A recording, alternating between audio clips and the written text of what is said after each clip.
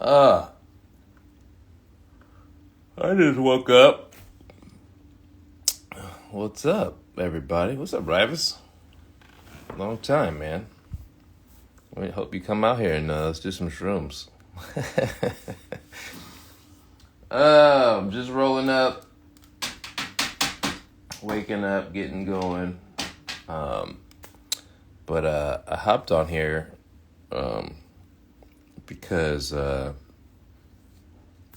doing promo and marketing for the taping I'm doing tonight. I'm recording an hour, probably record an hour and some change, but recording an hour tonight at Curious Comedy Theater, and doing all the excitement of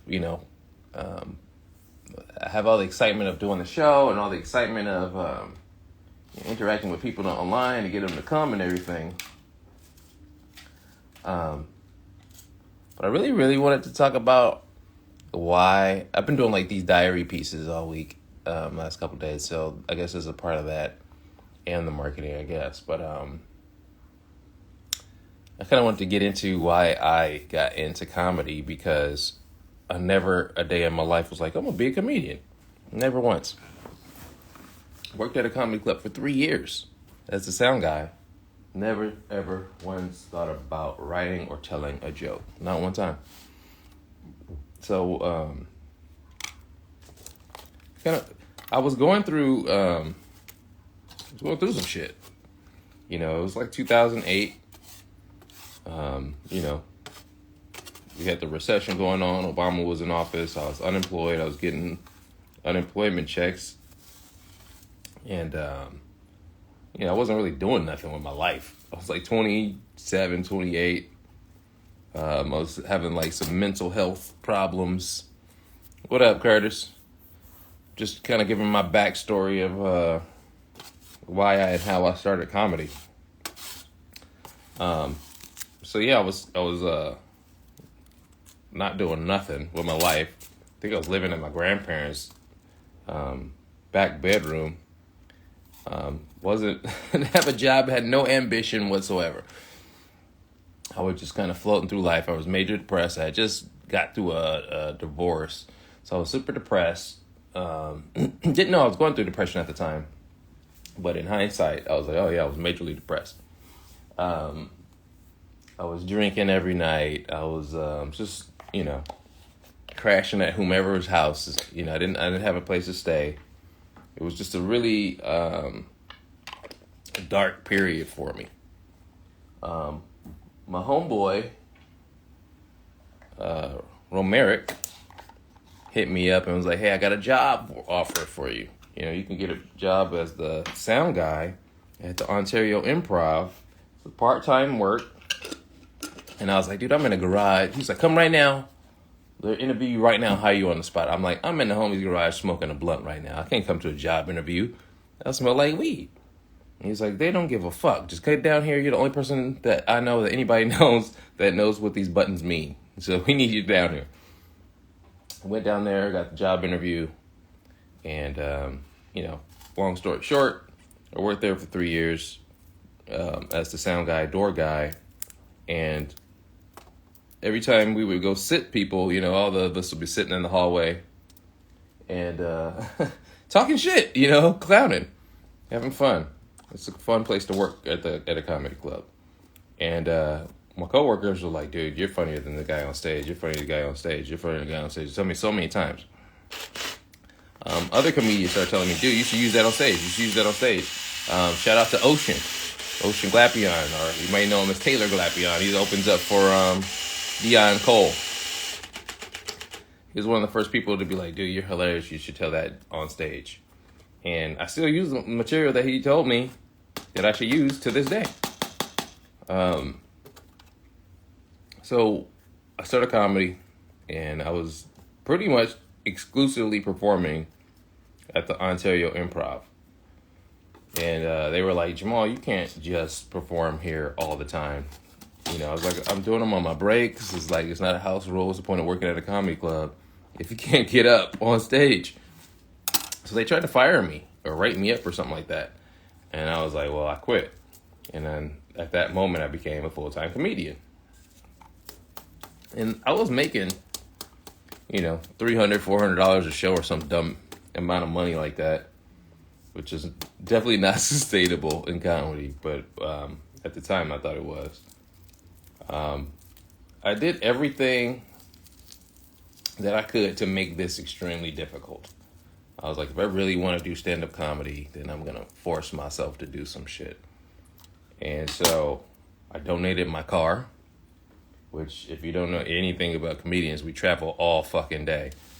So donating my car was like, that was me telling myself, you're going to have to work for this. So I took buses. And trains, one-way trips sometimes to shows, not knowing how I was going to get home or where I was going to sleep that night for a 5-minute set or whatever. Sleeping on bus stops, sleeping on everybody's couch.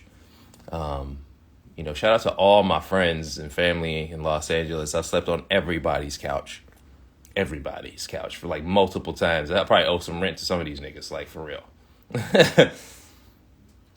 But I was comedy helped me get out of my depression. If it wasn't for comedy, I probably would have killed myself. I was very sad. I was very suicidal. My life wasn't what I turned it out to be. It, had a lot of dead ends and depression. It was just bad. And comedy saved me, man. And so every time I go on stage, it reminds me of that moment of how comedy saved me. And over time, I started noticing that comedy was saving the people that were listening to the jokes too. So I started writing more jokes about things that would help more people. People would come up to me and be like, hey, I was really struggling with cancer and, your comedy really made my day. Or, I lost my significant other, my child, my grandfather. And so that those feelings made me like I'm born to do this. I'm dedicated to do this. And then I had interactions with many famous comedians that kind of backed me.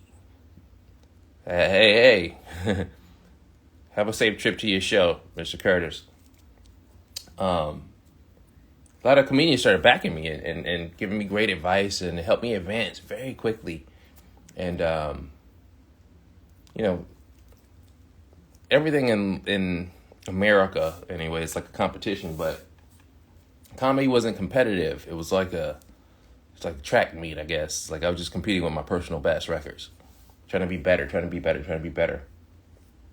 And I was able to get on a lot of great shows, got a lot of bookings and accolades, and was able to build up my portfolio quickly, and started a podcast, and the podcast got picked up by Kevin Smith.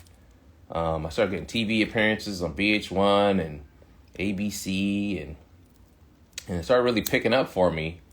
And then in 2016, I decided to go visit Portland, and it was amazing. I thought Portland was like amazing. It was clean, it's fresh air. Visit San Francisco first, did comedy all the way up. It was great. And I realized when I got to Portland that how stressed out I was about life. I was dealing with a lot of stress, a lot of fatigue, insecurity, imposter syndrome. My gut biome was off. I wasn't drinking enough water. I was drinking way too much alcohol. I was eating fried food every night. It was all these things combined to make my body shut down. My entire digestive system shut down in the process of moving up to Portland from Los Angeles. So I was stuck in San Luis Obispo for like 2 years because I couldn't really travel because I couldn't eat anything other than what was cooked at the house. And so I was going to a bunch of doctors, ultimately found out that I had IBS-C and PTSD-C. Then I had a vitamin D deficiency. And I was severely dehydrated as well. Got my holistic doctor. And they put me, at the same time, I was having so many problems with my family and work and money. I was so depressed that I basically shut down mentally as well. And so I went to the doctor and I was like, I'm thinking about hurting myself and I think I need some help. And so they put me on the pills. I took all the Paxils and all that. I took all of them except Wellbutrin. And I wasn't with the side effects. The side effects were not doing it for me. I was feeling like a zombie. I wasn't myself. I tried to get back into stand-up comedy after, a couple months of being out and healing and everything, and my brain wasn't the same. I felt like I couldn't think as quick because all those pills kind of affected my brain. Because, all those pills, they affect your brain chemistry. And so, I thought it was a wrap for me. I thought I was going to be done doing comedy in 2018 or something like that, or 2017. But I was able to work through it, through rehearsal and practice and learning to do memory techniques and writing differently and performing differently. I was able to get my edge back. I was able to get my comedy back, and it was working great. I was still dealing with some depression, though, and sadness and PTSD. And so the doctor prescribed me meditation. And that's how bad I had anxiety. My doctor said, fuck the pills, sit your ass down and shut up. That's what he prescribed me. Sit your ass down and shut up. And so I ended up doing 40 minutes of transcendental meditation every day, 20 in the morning, 20 at night. Truly did help me a lot. I started really being able to relax more. I was taking CBD oil. I was drinking whole bottles of tincture, just trying to calm my nervous system so I could not be full of fear and think like a normal person. And I'm 6 years from that point is now, and I'm still working on it. I mean, I'm feeling peace all over me now. I'm feeling a lot more gratitude, which helps fight anxiety. But I still deal with these issues. It's an evolving practice. I practice every day. I do shit every day to keep me calm. So, I feel like I finally got over all that shit. I came to Portland. I got in the cannabis industry. I was working. I was building my momentum up. Getting my name out there. I had sponsors. I was ready to put the fire ass show together. I was flying comedians in, paying them what they're worth. Had a show set up for March 27th of 2020. And then fucking COVID came and fucked us all in the ass. Just COVID, just like yams. COVID. It was all bad. Yeah, everybody got anxiety, B-Rob. Shout out to my cousin B-Rob, man. Ain't nobody on this planet got a healthy brain. All these people you seeing, all these Karens, they're having mental breakdowns because their anxiety is so bad. Now, why are they so anxious? Because their belief system of black people. That's their own fucked up problem. But we all dealing with anxiety, man. We all scared as fuck on this planet. There's so much uncertainty on this planet. We don't know shit. So what I did was I started focusing on things that I could control. I can control my jokes. I can control my emotions. I can control my thoughts. I can control what I do to my body, what I put into it. And once I started focusing on the things that I could control, all the good shit started happening again. I was trying to set up an online comedy club during the pandemic and worked with a very smart person, helped me, and I ended up getting a whole full-fledged streaming video audio production studio out of it. And it came from love.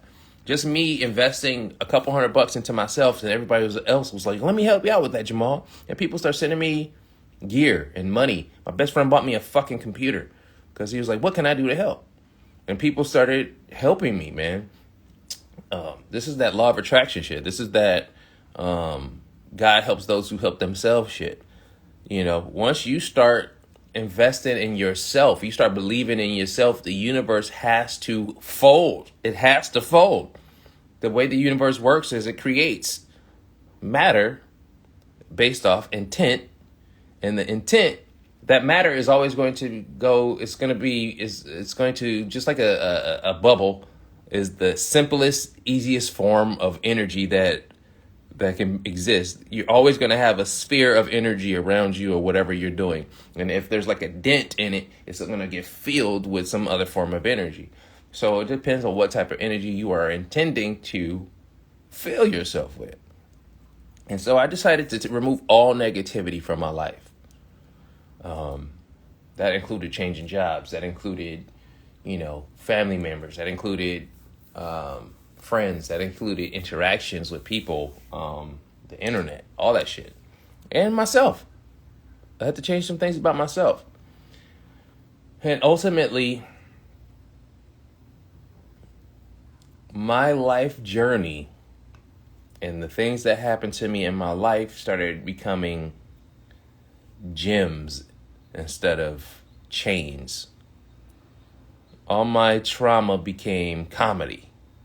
All my trauma became stories that I could share with other people to help them get out of their trauma. I started going to a lot of Tony Robbins and UPWs, Unleash the Power Withins. And I learned a lot more about how to be a human, how to interact with humans, how to manipulate energy. And all that, I feel like my entire life, all the trauma, all the guns that have been pulled on me, all the people that have been shot at me, all the disrespect, all the slights, all the snitching, all the struggle, the lack, all of that happened so that I can tell jokes to you, so that your life can feel better. That's it. It is what it is. It used to be, woe is me. Why me? But now it's like, why not me? Why not me? Because I'm going to transmute that into comedy. And you're going to laugh at it. You're going to get joy from it. You're going to avoid the pitfalls by me describing some fucked up situation I've been through that makes it funny.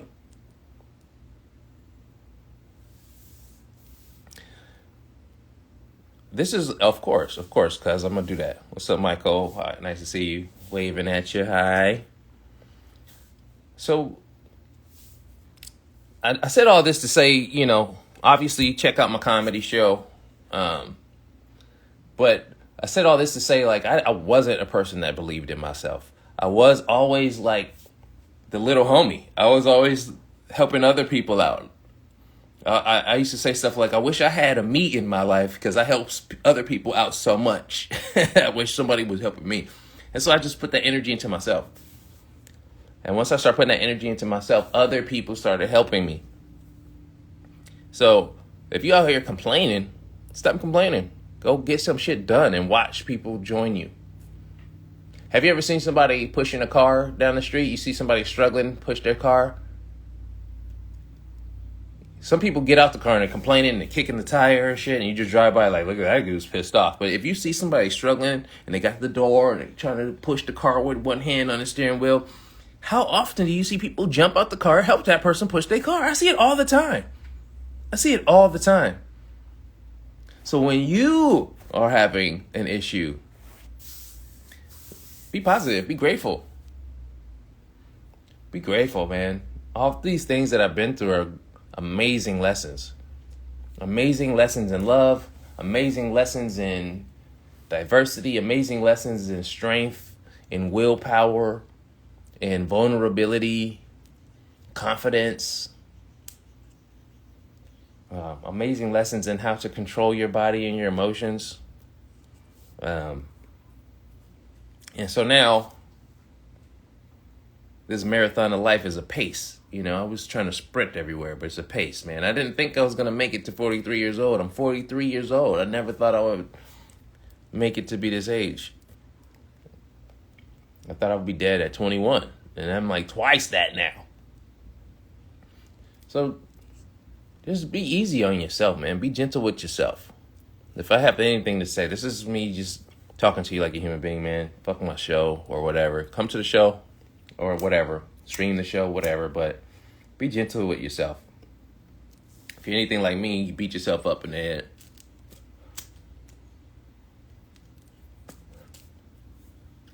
Talking a lot of shit to yourself. Like I'm talking about how bad I rolled this joint right now because I can't light it.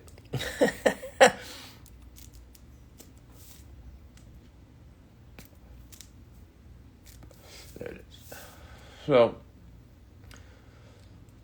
hopefully this is inspirational and motivational to you. Because that's what the intent is. Like, whatever you do, do it easy. Easy going. Your thoughts are clouds. Your thoughts are trains. Just let them pass the fuck by. You do not have to chase the train. Just there will be another one, trust. Yeah, it's tonight, cuzzo. 7 p.m. tonight. I sent you the stream link. Share it with the family. I'm doing an hour. And it's going to be great. I'm contracted to do 3 hours of comedy. I'm contracted to do 3 hours of comedy, and this is just one special out of 3. I'm very excited about it. I do hour comedy all the time, but I don't get to share it with everybody all the time. It's usually just for the people in the room. So, everybody's in the room today. Whoever's with me is with me. If you're not with me, you will be eventually. Bars. Effortless bars. I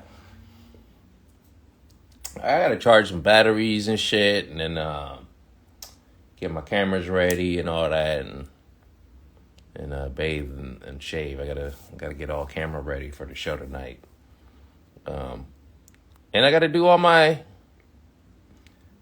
things that help me stay in control of my emotions and body.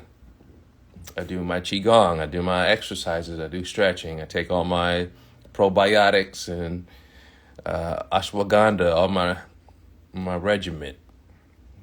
So, you got to put on your armor when you go out into the world, man. The world is raw as fuck. Nature is raw as fuck.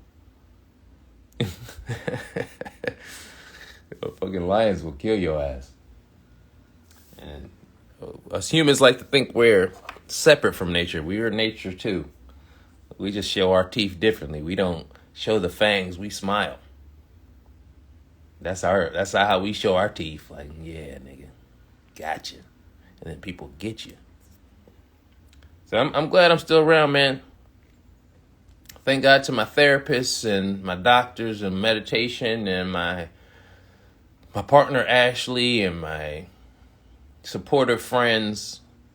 Because I could have easily not been here to do an hour of comedy. Real easy. If I didn't have that support, if I didn't have that love, if I didn't have the wherewithal within to be like, this needs to be different. I don't like this and I want to fix it on my terms and not just give up. If it wasn't for all those things and faith in God and belief in myself and the ability to believe, this special wouldn't exist. This taping would not exist. Because I wouldn't exist. And I don't want that for me. I don't want that for you either. I want you to know, if don't nobody else tell you, I'm going to tell you, I love you. I love you. And I hope the best for you. It's simply for the fact that you're a human being just like I am. And I know just how hard it is to be a human. It's not easy to be a human. Nobody gave you the manual. Shit is rough. You're getting programmed by the government and TV. They're feeding you all kinds of fucked up food and poison. Everywhere you walk, there's poison and radiation. Everything is against you. And all you got is yourself. And the best thing you can do is laugh at all that shit. And that's why I'm here. That's literally the only point of my existence, is to make you laugh. So do me a favor. Join the show. Click the link. Come to the show. Or check it out online and get your laugh on. Because the punchline to the joke that we all on, as the only known humans on this in the universe, the punchline to the joke is we all die. We all die. So you better make light of all this bullshit. Stop complaining about the small things and start building your gratitude ladder to heaven. All right, man. That's it. That's all I gotta say. I'll see you tonight.